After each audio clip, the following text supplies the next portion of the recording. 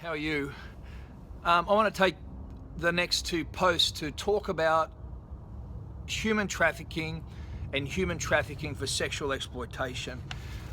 Recently, I was talking to a guy, Chris, that I do some training with, and Chris, 20-year veteran as a police officer, and he very simply asked, look, I need you to give me a definition of human trafficking.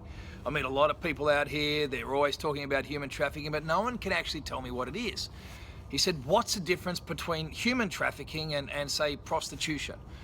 What's the difference? And he was being absolutely sincere.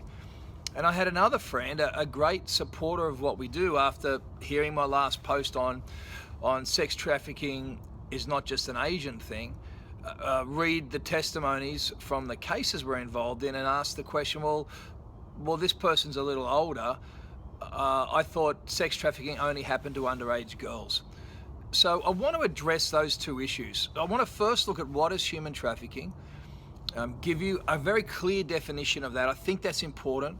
Human trafficking is coming to a fore, and there's lots of people running around talking about it, but in anything like this, it gets very emotional, and I'd like to be a little bit logical and give you some hard facts on what is human trafficking as opposed to human trafficking for sexual exploitation. And we'll talk about both of those things this week and next week. So human trafficking, there's a difference. Human trafficking you could see as an overarching terms, and human trafficking for sexual exploitation, or human trafficking for labor exploitation or military exploitation would be subsets of it. Human trafficking is the overarching terms which deal with anything that where a human being is victimized or moved transnationally across a country for the means of exploitation. So here's a definition of it. The human trafficking is the trade of humans, most commonly for the purpose of forced labor, sexual slavery, or commercial sexual exploitation for the trafficking of others. This may encompass a spouse in the context of forced marriages, the extraction of organs, surrogacy.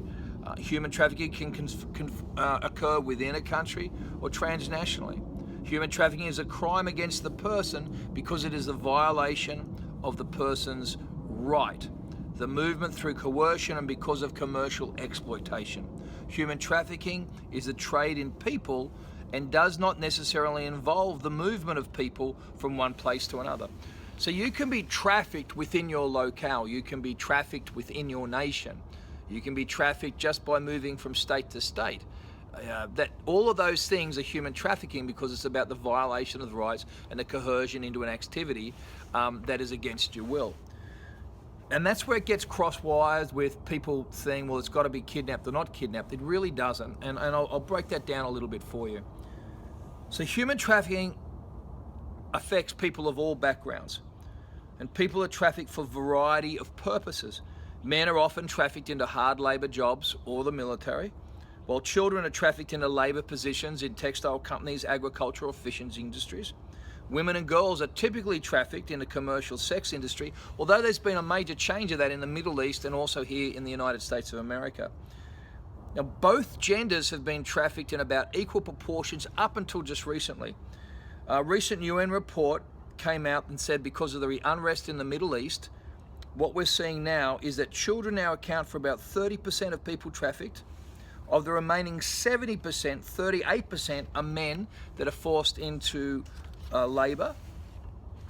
An example of this is something I read recently about the Democratic Republic of the Congo.